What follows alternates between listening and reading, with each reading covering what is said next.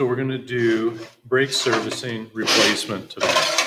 So I just have a disc brake assembly on a stand removed from the car. It's off of a 96 Saturn. Now, some cars have disc on the front and they also have disc on the rear, or they have disc on the front and drum on the rear. The front brakes do approximately 60 to 70% of the braking, just because of weight transfer to the front of the car when the car is stopping. So the front brakes will most likely wear out 3 times to maybe the rear brakes wearing out once. Front brakes, you'll get anywhere from 20,000 kilometers up to, depending on how much you use the brakes and how hard you are on them. I've seen them at almost 100,000 kilometers, but 20,000 to 40,000 is probably in the ballpark for everyday person. Okay. I have the lug nuts on here. I've taken the wheel off, and now you have access to the caliper, the carrier, the brake pads, the anti-vibration clips, and the rotor. There is a brake hose that comes off and is normally attached to the car somewhere. The hose is a high pressure line, take probably a couple thousand, 2,000 to 3,000 PSI of pressure. It's hooked to the inner fender somewhere, and off of there will be the hard line that goes to the master cylinder, the cylinder that's controlled by your foot. And then your hydraulic pressure will come through, push on the piston, clamping the brake pads together on the rotor and stopping. Okay. Usually my first thing I do is I remove the little rubber cap. This one's missing, but sometimes they have rubber caps on here to prevent any dirt from getting down inside. And I'll take a wrench and loosen the bleeder screw. So the bleeder screw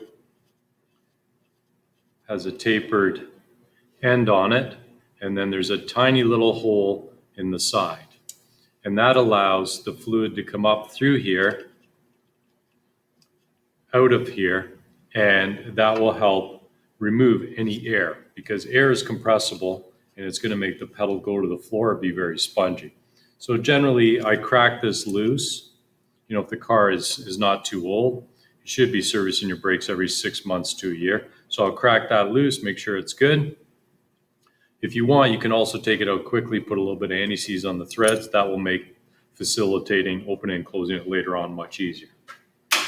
Then I'm going to take the proper size socket and ratchet, and I'm going to remove the bolts. Remember that if you're facing the front of the caliper, looking at where the wheel is, you're going to be turning the wheels, the bolts, I should say, in the opposite direction when you're standing in front. So think about which way is tighten and which way is loosen. Okay?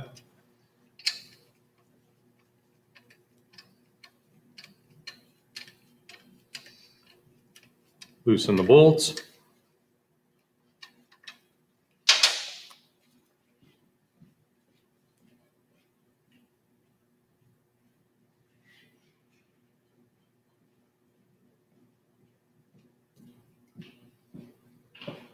Got myself a coat hanger piece of wire because I do not want to hang the caliper by the hose. Careful when you take it off. So you definitely do not want to hang this by the hose or kink the hose. So we'll put the wire in, and then generally we're going to hang it up by a suspension component up top here. Okay. Before we go on to anything else, I've removed the 2 slider pins to hold the caliper to the carrier. I'm going to push the piston out to simulate that the brake pads are worn down. I put a socket in there to support it. Do not put your fingers at any time in there, especially if there's any pressure on it. I'm just going to use air pressure to move it. And you can watch the piston move out.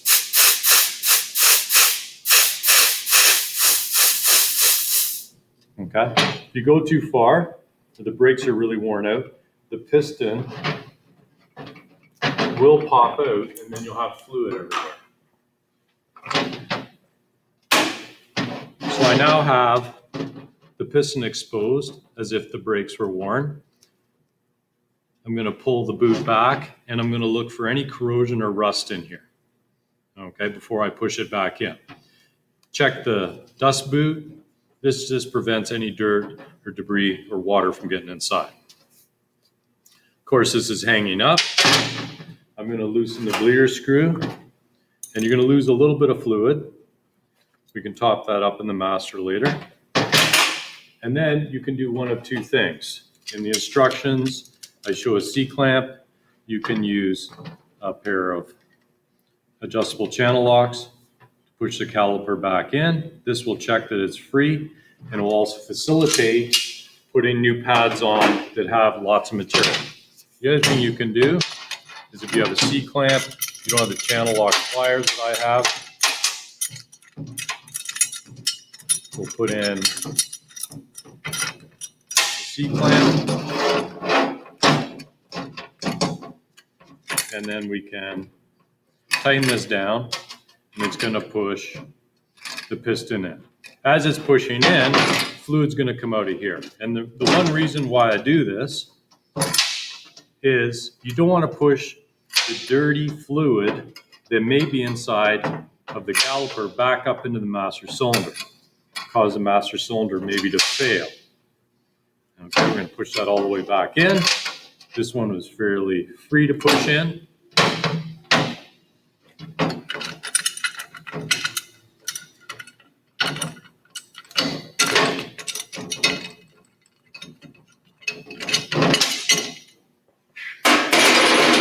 And then take your wrench. Usually I put it upright so it's like this, and I let the fluid run out. And then I close off the bleeder screw.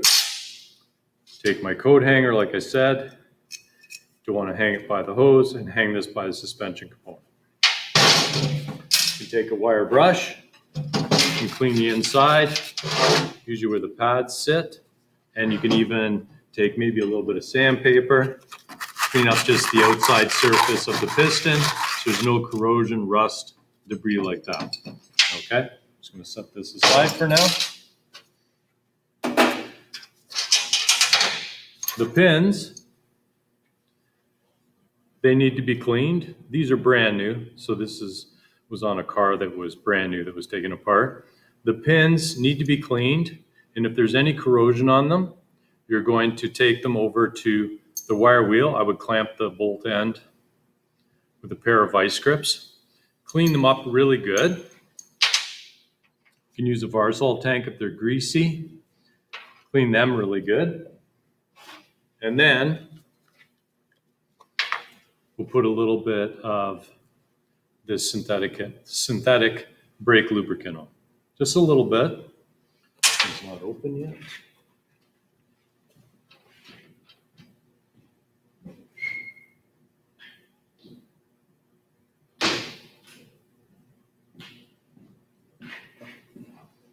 Put a little bit, just a little bit. You don't need a whole lot. Lubricate the pin.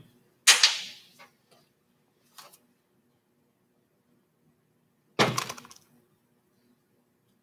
a little bit on the threads too. And you can even put them back in if you want for now, so you don't lose them.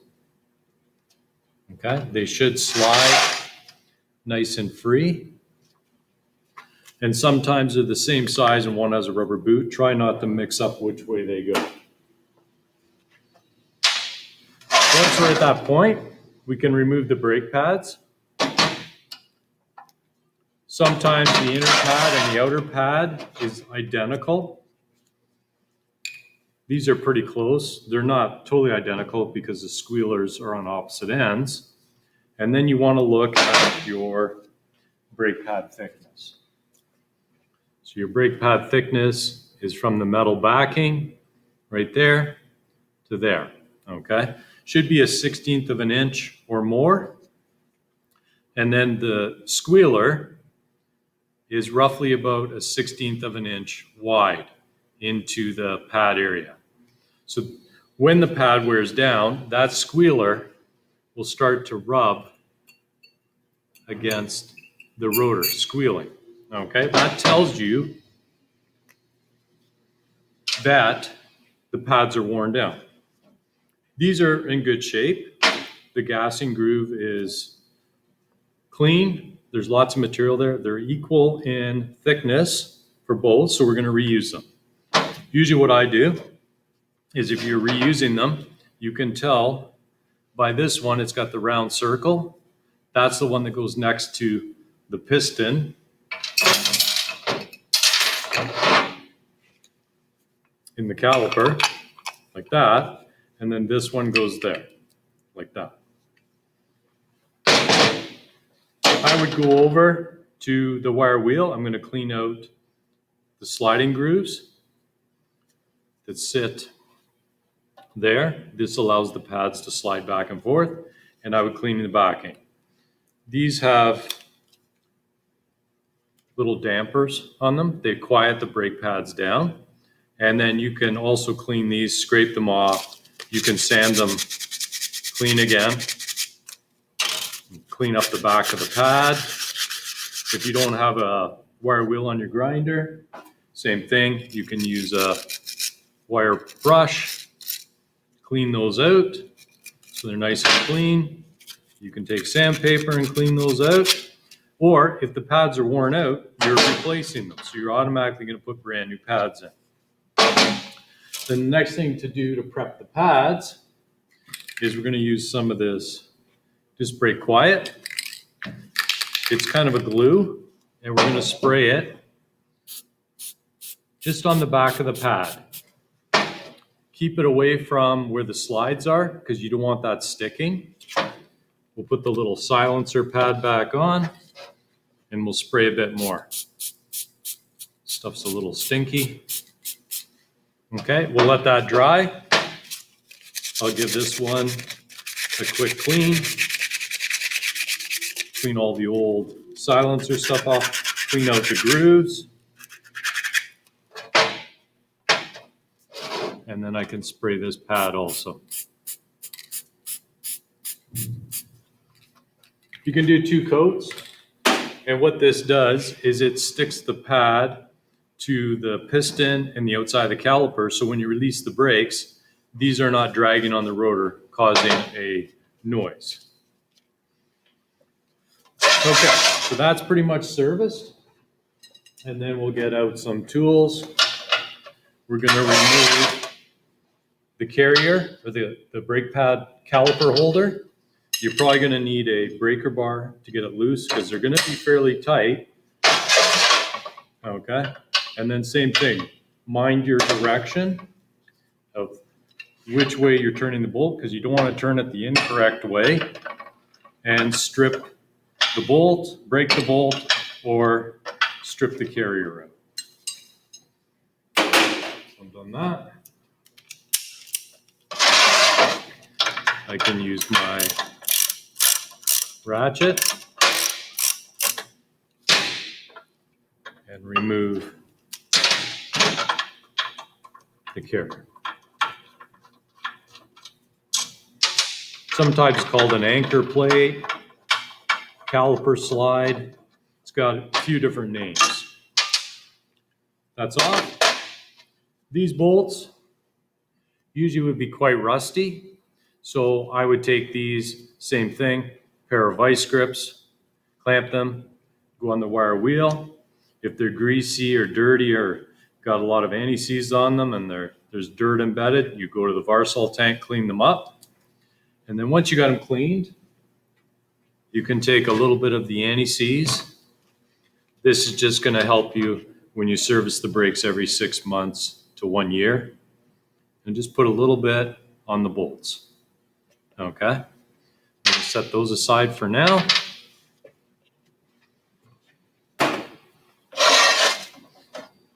Then we'll take the slider clips. These prevent the pads from rattling around. So if I didn't have those in there, the pad would click as I went over bumps if I wasn't stepping on the brakes. Usually these get very rusty, very dirty. So if they're greasy, I would degrease them in the Varsol tank. You could use also some brake clean. I just find this stuff, it's an aerosol in the air, probably not good to breathe in. You could spray a little bit on a rag, wipe them off. And then these are fairly hard to clean because they've got all these funny shapes. So you can, if you didn't have a wire wheel on a grinder at home, like a bench grinder, you can clean them with wire brush. You could also go in with some sandpaper, clean them, or you could put these in the sandblast cabinet if they're degreased and sandblast them lightly. Be careful because they're thin and you could warp them.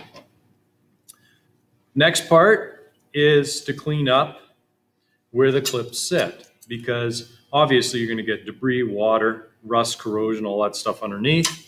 Same thing, I can clean up in there, and you just need to clean where the clip goes. And sometimes I sandblast or clean up where the bolt goes, so it bolts flat against the surface again. Put the bolts back in. You do not want to get any sandblast sand inside if you decide to sandblast this. I like sandblasting because it's the fastest and easiest way to do it. So I've cleaned everything. I went and sandblasted these, or I had new pads, and these came with the new pads, which would make my life easier. And then I've cleaned all the carrier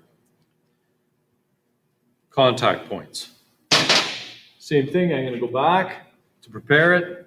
I'm going to use the lubricant, and you do not need a whole bunch, just a little bit. I'm going to put a little bit in here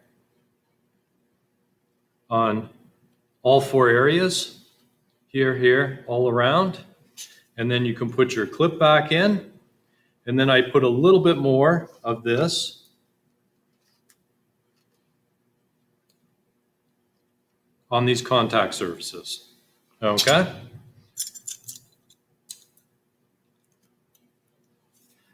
Set that aside. And then if you want, you can also put a little bit in the ends of the pads where they sit into those anti-rattle clips. Those parts are serviced and they'll be ready to go back together. Little trick, take the rotor off, and let me get a hammer.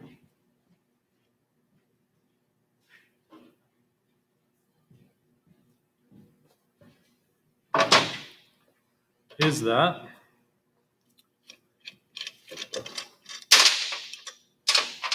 sometimes the rotor will be stuck to the hub, so you might have to give it a little whack with a hammer. Now be aware that if you accidentally hit the machine surface where the pads run on, here, you'll damage it. If you hit it too hard or you hit it here, you could potentially warp the rotor. The rotor will come off. There's a measurement for how thick the rotor should be. So you want to look at the rotor. Does it look really worn out? This is a vented rotor. It's got the vents in between to allow air to cool it. Does the surface look good? Nice machine surface, level. Both sides are parallel this way. Okay. And we're going to clean the inside of the hat if the rotor's in good shape. If you're replacing the pads, because the pads are worn out down to the squealer clips, I'd recommend you replace the rotor at the same time. The rotor's probably not in good shape, probably got grooves, worn down the thickness, all that stuff. Clean the inside of the hat out, sandpaper, whatever you need to do, and then we have the hub. The hub's the same way. There's going to get water in between here and here, and they're going to bond. The two metal pieces are going to bond together. So what we're going to do is we're going to clean up the hub all the way around. Make sure it's clean. I've already applied a little bit of anti-seize like we did when we did tire rotation or putting a wheel on. I put a little bit just on the surface, just a thin layer, and then I put some around the hub. And that will prevent the rotor from sticking to the hub and the wheel sticking to the hub when you go to take it off. And what I'm going to do is I'm going to exaggerate now a lateral run out on a rotor. So I put a washer there. I'm just going to put this back on. Little trick, I save a spacer. I just use a nut and I put that on there, and that will allow me to hold the rotor on so it's not flopping around while I'm doing my brakes. Okay. And let me tighten that up.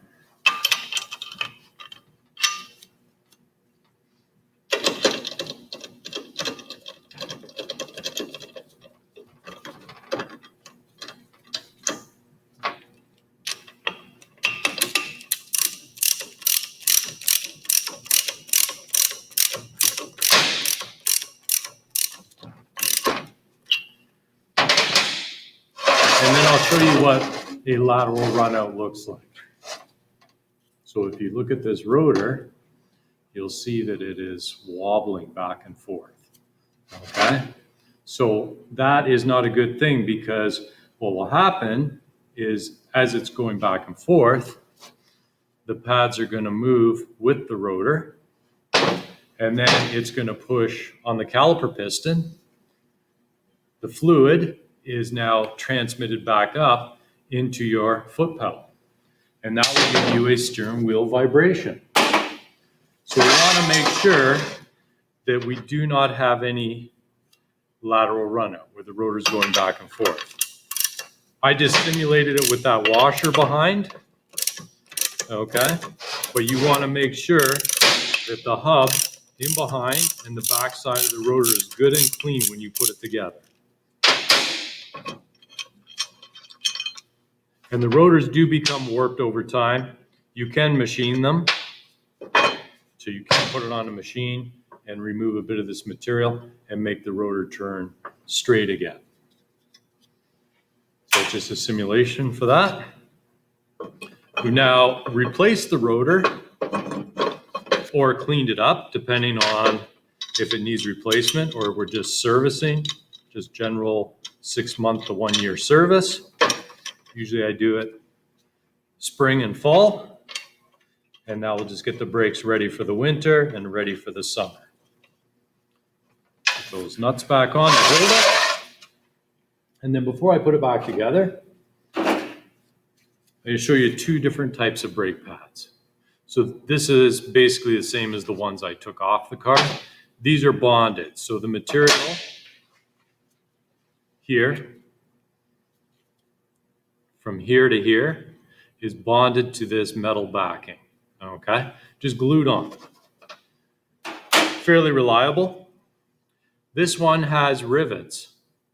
So when you measure the thickness, you want to measure from the surface to the top of the rivet, not just the thickness of the pad itself, okay?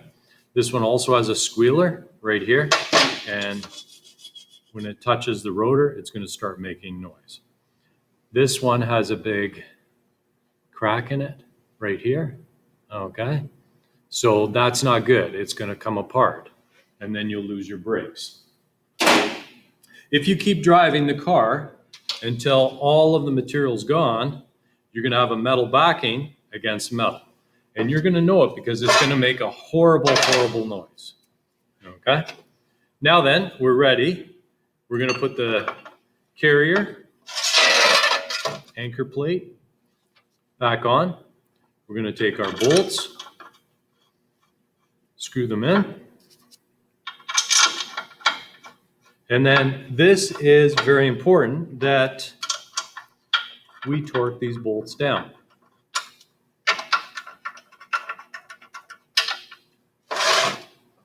So I have printed off both the torque specs and an exploded view of the brakes. Okay, and we're looking at, it doesn't show the carrier bolts on here, it just shows you the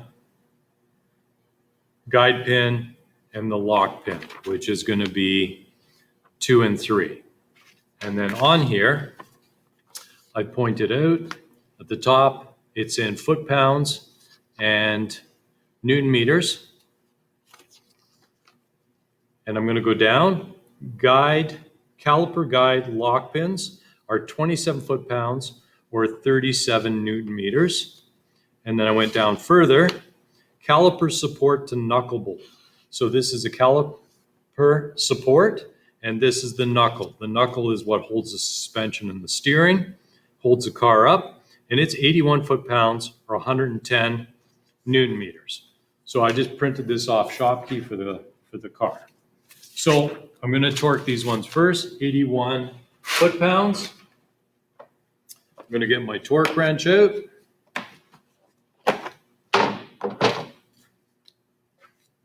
Somebody didn't back this off last time, so we'll make sure we do it this time. We're going to go up to 70 plus 10. It doesn't go to 81, but we're going to go to 82. And hopefully, you can see that. Put our socket on. This is a little harder to torque because it's not bolted down. Torque those until it goes click. And this is important because you don't want the brakes coming apart on the car when you're driving. Make sure you undo the torque wrench when you're done. Back in the case. Check that one off. Our pads are now ready to go.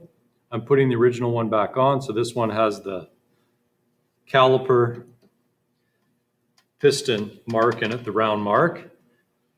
It slides on, slide in. Sometimes they're a little bit tricky to get in there. Okay, so I've slid it in, made sure it's sitting in the clips. There's little clips here that hold pressure against it. Just like that, same thing. Make sure the clips are there. Seated down. I can now remove the bolts that I lubricated. Make sure your hands are clean while you're doing it. My caliper was hanging up off the suspension components up here. Take the coat hanger out. Make sure you remove it. You don't want to leave it on the car because it's going to make noise as we're going down the road.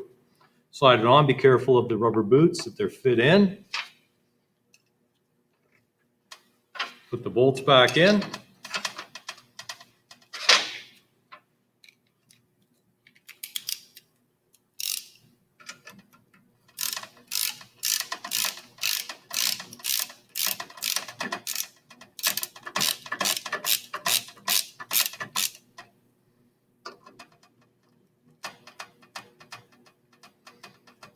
Okay.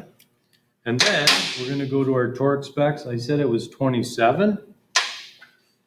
I have another torque wrench in the cabinet, smaller one. It's got a 3/8 drive on it. So 2 different drives, 1/2 inch, 3/8. Put that on there. I said it was 27. This one goes up in 1 foot-pound increments. So 1 full circle is 10 foot-pounds. We'll go 20. And then 7.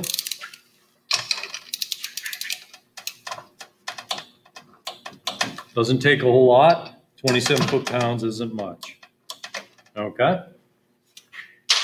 Undo the torque wrench, loosen it off when you're done.